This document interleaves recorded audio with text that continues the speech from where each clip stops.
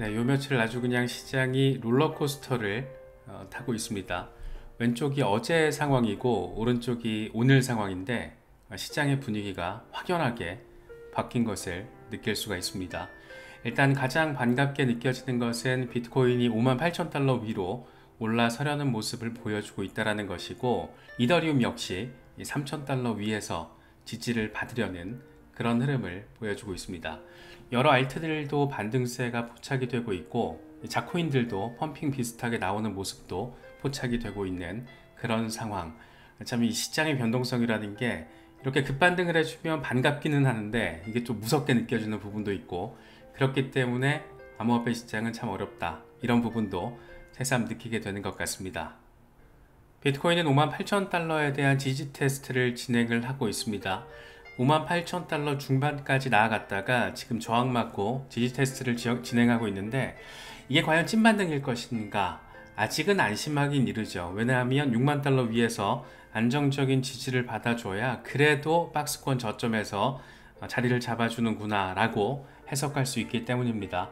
아직은 안심하긴 이르지만 그래도 이 정도면 다행이다, 이 정도로 바라보는 게 맞지 않나 싶어요. 그래서 이제 주간 종가 마감을 앞두고 있는데, 종가가 6만 달러 위에서 마무리가 돼주면 일단 땡큐다.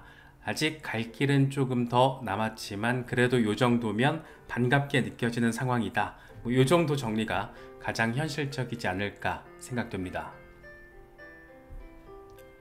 공포 탐욕 지수는 하루 전보다 3포인트 오른 29를 기록하면서 여전히 공포 단계가 이어지고 있습니다. 비트코인 도미넌스는 별다른 변동성 없이 55%대 전후에서 지금 오르락 내리락 거리는 흐름이 이어지고 있습니다.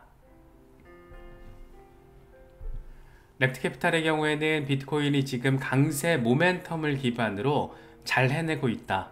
56,700달러 돌파 마감을 했는데 58,400달러 위에서 일간 종가가 형성돼야 6만 달러까지 상승이 가능하다, 이렇게 이야기를 하고 있습니다.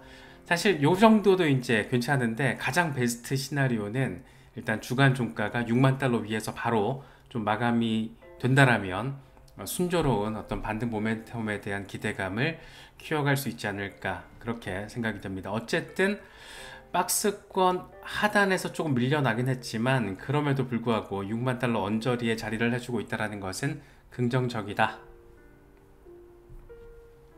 제이콥 캠필드의 경우에는 RSI의 관점에서 볼 때 지금 상황이 가장 깨끗한 강세 설정 가운데 하나다, 이렇게 긍정적으로 이야기를 하고 있어요. 강세 캔들과 함께 강세 해머까지 등장을 해서 지금 끌어올렸잖아요. 그렇기 때문에 일간 추세 회복은 이 박스권 고점 재돌파를 위한 강력한 시그널이 될 것이다.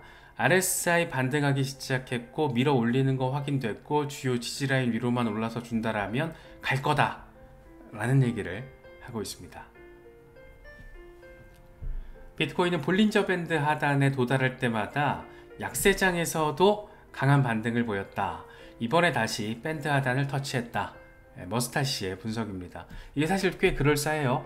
약세장 와중에서도 터치하면 반등하고 터치하면 반등을 했던 그런 의미 있는 상황. 사실 볼린저 밴드가 지금 또 좁아지는 국면으로 접어들고 있어서, 이게 좁아진다는 것은 위든 아래든 어떤 방향성을 굉장히 선명하게 보여줄 가능성이 높은데, 일단 이번에 이 저점을 찍었다라는 거, 하단을 터치했다라는 거, 이런 부분이 어쩌면 전반적인 분위기와 맞물려서 강세 반등으로 이어지는 의미 있는 시그널이 되지 않을까, 그 정도 생각은 할 수 있을 것 같습니다. 재밌어요. 비트코인이 올타임 하이에 있을 때는 당신은 아마도 아이씨 이때 더 샀어야 되는데 이런 생각을 했을 거야. 그런데 56,000달러까지 빠지면은 당신은 무서워서 아이씨 더 빠지면 어떡하지, 4만 달러까지 가는 거 아니야? 이러면서 매수를 못한다. 이게 참 어려워요. 더 샀어야 했는데 아이씨 4만 달러까지 가는 거 아니야? 이 어떤 중간 지점을 찾아가면서 내 멘탈이 분위기에 휩쓸리지 않고 전략적으로 이 행동까지, 액션까지 가줘야 되는데, 일단 이번 주 지금 상황만 놓고 보면 56,000달러까지 빠졌을 때 요 언저리에서 이 바이 더 딥 저점 매수를 하신 분들이 지금 승자죠. 근데 그게 참 어렵습니다. 그게 어렵기 때문에 이렇게 맨날 재미없는 이슈적인 내용 분석하고 있는 건데, 이게 쌓이고 쌓여야 반복적으로 학습이 돼야 자동 반사적으로 어느 시점이 되면 행동에 나설 수 있지 않을까, 뭐 그런 생각이 들기도 합니다. 우리 모두의 얘기가 아닐까 싶어서 가져왔습니다. 사실 시장에 급락이 한번 나올 때마다 많은 사람들은 그런 얘기를 합니다. It's over. 크립토 시장 이제 끝났다. 그래서 사이클롭 같은 사람이 이런 얘기를 하는 거예요. 지금까지 암호화폐 시장은 수없이 끝났었다. 2014년 마운트 곡스, 22년 루나 FTX, 올해 지금 독일 정부 매도세 플러스 마운트 곡스 상환, 그리고 또 다가올 것들. 이제 진짜 상승장이 시작될 건데, 마켓메이커가 시장을 조장하는 방법에 우리는 속지 말아야 한다 라고 이야기를 하고 있습니다. 당장 이번에 56,000달러 찍어버리니까 피터 시프 같은 사람은 매도세 더 이어질 거고 38,000달러까지 갈 거야, 막 이렇게 막 짓거리잖아요. 그런 말들이 끊임없이 나왔었죠. 특히 FTX 때, 이때 16,000달러 밑으로 빠졌을 때 많은 사람들이 뭐라고 했냐면, 비트코인 드디어 이제 10,000달러 시대 열린다, 숏 잡자 이랬었죠. 그런데 급반등해서 어마어마한 반등세를 보여줬었고, 그런데 그게 한두 번이 아니었던 거잖아요. 당장 우리가 최근에 기억하는 게 FTX 이전에 루나, 와 이때 진짜 어마어마했었죠. 그런 상황도 있었고, 하지만 결국에는 저점 찍고 반등하더라. 물론 이번에 56,000달러가 저점인지 아닌지 100% 단언하기는 어렵죠. 한 번 더 갔다 올 수도 있고. 그게 뭐 누가 하는 거냐면 마켓 메이커들, 시장을 조성하는 건지 조작하는 건지 굉장히 우리로 하여금 퀘스천 마크를 주게 하는 존재들인데, 그들의 의도까지 우리는 알 수 없습니다. 다만 바이 더 딥을 기회가 될 때마다 용기 있게 하면은 늘상 결과적으로는 성공을 하더라. 근데 바이 더 딥이 어렵죠. 왜? 막상 56,000달러 찍으면은 이게 기회다 라고 바이 더 딥을 하는 사람들이 있지만, 그렇지 않고 대부분의 일반적인 개미 투자자들은 56,000달러? 5만 달러? 4만 달러 가는 거 아니야? 이렇게 생각을 하기 때문이죠. 어렵습니다. 어렵기 때문에 내 마음의 근육, 이 시장을 바라보는 내 마음의 근육, 이 멘탈 근육을 강화시켜야 된다. 그게 참 어렵다더라. 이런 생각 한 번 더 할 수 있는 것 같습니다. 개미들이 무서워서 막 던질 때, 아이씨 역시 난 안 돼 하면서 던질 때, ETF 올라간다, 1억 찍었어, 오케이 나도 들어가야지 라는 마음으로 매수하셨던 분들이 아마 이번에 패닉셀을 하신 분들도 계실 거예요, 분명히. 그런데 그런 패닉셀이 나올 때 그 물량들, 고래들이 다 맛있게 받아서 헤쳐먹었습니다. 비트코인 10,000개 이상 보유 지갑이 6년 최고치를 기록을 했습니다. 특히나 6월 이후에 21만 2천 개가 축적이 됐대요. 120억 달러 규모. 개미들이 놀라 자빠져서 패닉셀 할 때 고래들은 바이 더 딥을 했다더라 라는 게 이렇게 데이터로 나오고 있는 상황, 흥미롭죠. 이 특정 고래 주소가 되게 재밌는데 1억 8,400만 달러를 추가 매수했답니다. 비트코인 3,267개. 물론 이게 개인의 지갑인지 기관의 지갑인지 거래소의 지갑인지 알 수는 없죠. 그런데 이렇게 어마무시한 이런 물량들이, 개미들이 겁에 질렸을 때 이런 물량들은 다 손바뀜을 통해서 고래들 지갑으로 들어가더라. 어렵습니다. 그래서 내가 잘 준비가 안 됐다라고 스스로가 인정이 된다라면 고래들의 행동을 따라하는 것도 방법인 것 같아요. 내가 어려울 때는 고래들이 지금 뭔 짓 하고 있나, 이런 걸 바라보면서 대응을 하는 것도, 역시나 이번에도 고래 따라서 대응한 개미들이나 용기 있게 바이 더 딥을 한 사람들이나 이런 분들이 승자더라 라는 거. 만약에 지금 이렇게 반등이 계속 나가주다가 한번 저항 맞고 다시 뭐 55,000달러나 54,000달러 이하로 떨어지면, 그런 분들은 그때 또 바이 더 딥 합니다. 그래서 결과적으로 6만 달러, 7만 달러에서 매도를 하면 승자가 되는 거겠죠. 시장 대응 전략에 대해서 참 고민하고 학습하기에 굉장히 좋은 시기가 지금 흘러가고 있지 않나, 그런 생각도 듭니다. 닥터 프라핏, 이런 마인드가 잘 세팅된 대표적인 양반 가운데 한 명입니다. 강세장은 아직 끝나지 않았다. 7만 달러, 8만 달러, 10만 달러 모두 다가올 것이다. 나는 정확히 바닥에서 이번에 롱 잡았고 비트코인은 다시 박스권으로 들어갔다. 곧 6만 달러. 이런 어떤 확신이 좀 현실화가 빨리 좀 됐으면 좋겠습니다. 특히 8만 달러 한번 보고 나면은 너무 좋을 것 같은데 한번 지켜봐야겠죠. 알트코인 중에 개인적으로는 이 솔라나의 좀 단단함이 이번에 조금 선명하게 포착이 되지 않았나 생각이 됩니다. 이더리움 같은 경우에는 ETF 이슈가 있기 때문에 확실한 재료가 있잖아요. 그런데 솔라나 같은 경우에는 ETF가 지금 신청이 된 상황. 그러니까 이더리움과는 약간 다른 분위기인데도 불구하고 상당히 단단하게 버텨주고 있는 모습. 특히 기관들이 좋아하는 종목 가운데 하나이기도 하고, 뭐 라울파를 비롯해서 최근에 솔라나를 적극적으로 띄운 그런 헤지펀드 어드바이저들도 되게 있고, 그래서 그런 것들을 바라보면 뭔가 확실히 단단하다라는 게 이번에 차트적으로도 좀 선명하게 보입니다. 그래서 월드 오브 차트 같은 경우에는 이번에 지금 상단 저항 뚫어내면 400달러를 향한 여정 시작 가능하다. 솔라나 400달러 재밌죠? 되게 재밌는 숫자가 될 것 같은데, 과연 이번 강세장 전반을 통틀어서, 그러니까 내년까지 놓고 봤을 때 이더리움이 10,000달러 시대를 열고 솔라나가 1,000달러 시대를 열 수 있을 것인지 상당한 관심 포인트입니다. 그렇게 되면 다른 알트들은 어떤 모습을 보일 것인가? 괜찮은 알트들만 선택을 하시면, 그러니까 너무 이렇게 자발트나 민코인 위주로 포트폴리오가 짜여지면 이번 같은 조정이 왔을 때 견디기가 어렵죠. 왜냐면 다른 알트들 단단한 애들이 10에서 20% 빠질 때 그런 잡코인이나 민코인들은 훨씬 더 큰 폭으로 바닥을 치다 보니까 이게 어려운, 멘탈 잡기가 어려운데, 뭐 솔라나를 비롯해서 시총 상위권 친구들 중에서도 괜찮은 평가를 받고 있는 애들을 위주로 포트폴리오를 짜면 그래도 좀 마음이 편안한 것 같아요. 물론 이제 뭐 민코인이나 이런 잡코인들은 리스크가 큰 만큼 리워드가 클 수도 있는데, 그렇게 약간 도박 성격으로 가다 보면 이게 돈의 어떤 무게라는 것도, 나한테 들어오는 수익도 가벼운 돈이 들어오는 것 같더라고요. 그래서 돈이라는 것도 분명히 무게가 있는 것 같다. 그래서 너무 이렇게 도박하듯이 투자를 접근하면 가벼운 돈들이 들어오게 되고, 가벼운 돈들은 언제든지 가볍게 나를 떠나더라.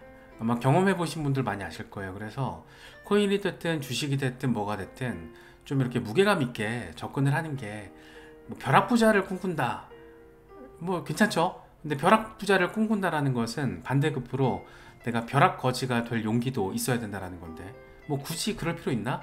라는 생각도 드는 겁니다. 그래서 어느 정도 의미 있는 수익률을 목표로 잡고 의미 있는 이 블록체인 혁신을 열어가는 그런 프로젝트들 위주로 접근하시는 게 장기적으로 무게감 있는 수익성을 우리가 얻을 수 있는 방법이 아닐까, 뭐 그런 생각이 요즘에 좀 들기도 하더라고요. XRP 얘기를 또 해봐야 되는데, 일단 다크 디펜더는 중요 지지라인 와 0.39달러 깨졌는데 어쩌지? 라는 상황에서 XRP가 잘 지켜냈다. 나는 이 구간에서 상징적인 수준의 XRP를 추가 매수했다. 여기서 이제 상징적인 심벌릭하다라는 거는 소량 매수했다라는 거죠. 살짝 매수했는데 어쨌든 의미 있게, 의미 있는 구간에서 의미 있는 매수 살짝 했어, 뭐 이런 얘기를 합니다. 피보나치 지지라인이 0.391달러, 어쨌든 여기서 지금 반등을 해준 거는 반가운 부분입니다. 그래서 목표치는 1.88달러, 다음 5.85달러, 그 다음은 18.22달러라고 다크 디펜더 아저씨는 얘기를 하고 있습니다. 이 주간 RSI가 지금 최저점에 도달을 해서 과매도 영역 시그널이 나왔고, 그렇게 반전이 다가오고 있다. 이 XRP 맥시멀리스트 다운 분석을 제시를 하고 있는데, 한 요정도만, 요정도만 빨리 가고 18달러 기대도 안 합니다. 개인적으로는 한 10달러에서 진짜 나이스하게 이번 강세장에서 15달러까지만 가주면은 아주 땡큐 베리머치 소머치 I love you 뭐 이런 상황이 되지 않을까 싶습니다. 단기적으로 이 땡큐 베리머치 소머치 I love you 상황을 바라보기 위한 가장 절대적인 이슈는 소송이죠. SEC와의 소송이 마지막 변수, 바이낸스 판결이 이게 조금 크게 영향을 미치게 될 것인가, 아주 재밌습니다. 이번에 컬럼비아 지방법원에서 BNB 2차 시장 판매 투자계약 아니다, 충분하지 않다, 뭐 이렇게 판결을 하다 보니까 리플은 아예 SEC 이번 제소 기각되어야 한다, 이렇게 강공을 지금 펼치고 있고, SEC는 바이낸스 판결과 리플 소송은 전혀 관련이 없다, 말이 안 되죠. 어떻게 전혀 관련이 없을 수가 있어. 그래서 지금 상황 자체가 막판에 지금 우리는 판결을 기다리고 있는 와중에 갑자기 바이낸스 판결이 이렇게 의미 있게 나와주다 보니까 상당히 흥미로운 국면으로 또 마지막 어떤 상황 자체가 재미있게 느껴지는 것 같습니다. 결국에는 벌금 규모를 산정하기 위해서, 쇼부를 보기 위해서 양측이 이렇게 극단적으로 기각돼야 한다, 전혀 관련 없다, 이게 극단적이잖아요 되게. 이렇게 하는 이유가 벌금 범위를 놓고 쇼부 보기 위한 전략이 아닌가, 개인적으로 그런 생각이 좀 들더라고요. 그래서 SEC가 초기 20억 달러 벌금 요구했다가 테라폼 랩스 판결 이후에 1억 200만 달러로 지금 줄였다가 리플은 지금 1000만 달러 미만 이야기하고 있는데, 얼추 1억 달러 전반에서는 합의 논의가 가능한 숫자가 아닌가, 그런 생각이 좀 듭니다. 그래서 20억 달러 이런 건 말도 안 되고, 이건 이제 대법원 가자는 얘기인 거고, 한 1억 달러 언저리에서 합의를 한다라면 리플 입장에서도 깔끔하게 정리하고 이제 IPO까지 내다볼 수 있는 소송 리스크 제거, 뭐 이런 과정에서는 뭐 1억 달러 정도 가지고 있는 거 좀 더 팔아가지고 XRP 팔아서 소송부터 정리를 좀 시키는 게 의미 있지 않나라는 생각을 할 수 있는 액수가 아닌가 싶어요. 그래서 지금 상당히 골 때리는 상황이 흘러가고 있다. 이런 와중에 지금 사실 별별 얘기들이 많이 나오고 있습니다. 일단 빠르면 7월 안에 판결이 나올 수도 있다. 7월 13일, 뭐 프레드 리스폴리 같은 경우에는 7월 13일까지 구체적인 결정 발표가 가능하다. 이날은 벌써 1년 전이죠. 아날리사 토레스 판사가 초기 기관 판매 XRP 증권 아니다, 2차 시장 판매 물량은 비증권이다, 이런 어마어마한 판결을 내렸던 그날 새벽을 기억합니다. 그날 막 새벽까지 라이브 했던 기억이 나는데, 그게 아니면은 이런 상징적인 날짜, 근데 저는 이런 날짜에 맞추지 않을 것 같아요. 굳이 아날리스타 토레스 판사 입장에서는 굳이 이 날짜에 맞춰가지고 판결할 이유는 하나도 없다라고 봅니다. 다만 지금 분위기 자체가 나올 건 다 나왔기 때문에 양측이 쇼부만 잘 본다라면 뭐 7월 말 발표 가능성, 이거는 어쩌면 근데 개인적으로는 뭐 8월이나 9월 정도가 되지 않을까 생각은 하고는 있는데, 사실 조금 지루하잖아요. 아날리사 토레스 판사 입장에서도 이제 나올 건 다 나온 것 같은데 양측이 뭐 이제 주장할 것도 없고 제출할 것도 없고, 막판에 그나마 지금 바이낸스 판결 하나 나온 거, 그게 또 이제 약간 화두가 되고 있는 거고, 그렇게 오래 끌 필요까지는 없을 것 같은데, 그렇기 때문에 이번 여름에는 뭔가가 등장하지 않을까 하는 그런 기대감. 특히나 이제 법원에서 최근에 재밌는 판결들이 많이 나왔잖아요. 대법원에서 이 쉐브린 독트린 무효화, 법원은 기관의 법률 해석 따위에 의존할 필요 없다, SEC가 무슨 해석을 하든 의존할 필요 없다. 또 하나는 SEC의 집행 능력 자체를 제한하는 거, SEC로부터 사기 혐의로 기소가 됐다고 하더라도 연방법원의 배심 재판 받을 권리가 있다. SEC 내부의 행정판사한테 받는 걸로 끝나는 게 아니라 연방법원으로 올 수 있는 그런 권한이 있다. 여기에 또 이제 뎁트박스 사건, 이게 대박이었다라고 전 생각을 하는데, SEC의 권한 남용이 있었다, 180만 달러 손해배상해라 SEC. 재밌는 이런 사법부의 어떤 트렌드 자체가 기관에 대한 우호적인 어떤 방향성이라기보다 기관의 권한을 제한하는 그런 방향성을 지금 보여주고 있다는 점에서 SEC가 리플을 기소한 것 자체가 되게 우악스러운 측면이 많았잖아요. 그렇기 때문에 그런 것들을 얼마나 합리적으로 판단을 할 것인가, 그런 부분도 상당히 재미있는 포인트가 될 것 같습니다. 이런 와중에 아무튼 XRP 커뮤니티는 진짜 무서워요. 별별 얘기가 다 나오는데, 이번에 러시아에서 스테이블 코인 사용을 고려하고 있다라는 러시아 현지 언론 보도가 나왔습니다. 그러니까 뭐 바로 막 나오는 얘기가 리플 스테이블 코인 선택하는 거 아니냐, 결국에는 리플이 브릭스의 블록체인 혁신과 관련해서 상징적인 역할을 하는 거 아니냐, 뭐 이런 얘기 나오는데, 이건 사실 좀 어렵죠. 일단 러시아 부총재가, 중앙은행 부총재가 이런 얘기를 합니다. 이 스테이블 코인 합법화 제한은 2023년부터 공식적으로 논의가 되어 왔다. 이 국가 이익 보호를 위해서 규제를 더 강화하게 될 가능성 크다. 국가 이익 보호, 과연 이런 상황에서 미국 기업이 찍어내는 스테이블 코인을 러시아가 규제 더 강화할 거고 국가 이익, 아닐 것 같아요. 미국 기업이 찍어내는 스테이블 코인을 이렇게, 거기다가 아직 리플 스테이블 코인은 출시도 되기 전이고 시장에서 어느 정도의 반응을 이끌어낼지에 대해서 아직 테스트가 안 끝났는데 리플 스테이블 코인을 선택을 한다? 미국 스테이블 코인을? 조금 어렵지 않을까라는 생각이 듭니다. 그렇게 되면 이제 USDT나 USDC도 아니지 않나? 저는 아닐 것 같은데, 좀 지켜봐야겠죠. 어떻게 될지는. 그런데 저는 개인적으로 적어도 러시아 중앙은행이 지금 같은 분위기에서 리플 스테이블 코인을 선택을 한다는 것은 상당히 조금 간단치 않은 그런 이슈가 아닌가. 이거는 되면 좋겠지만 약간 희망회로적인 성격이 강한 루머적인 그런 기사다. 뭐 이렇게 조금 바라보는 게 맞지 않나 개인적으로는 생각합니다. 여러 가지 소식이 전해지고 있습니다. 특히 시장이 어쨌든 반등 모멘텀을 보여주고 있다는 점은 반갑게 느껴지는 부분이고, 지금의 어려운 시간을 견뎌내신 분들 마음이 간단치는 않을 텐데 분명히 의미 있는 리워드로서 나에게 보상이 올 것이다. 뭐 그렇게 저는 개인적으로 생각을 합니다. 그래서 지금의 시장 또한, 그러니까 급등장만 우리가 향유할 수는 없잖아요. 이 급락장도 견뎌야 되니까 이런 부분들 잘 참고하실 수 있으면 좋겠습니다.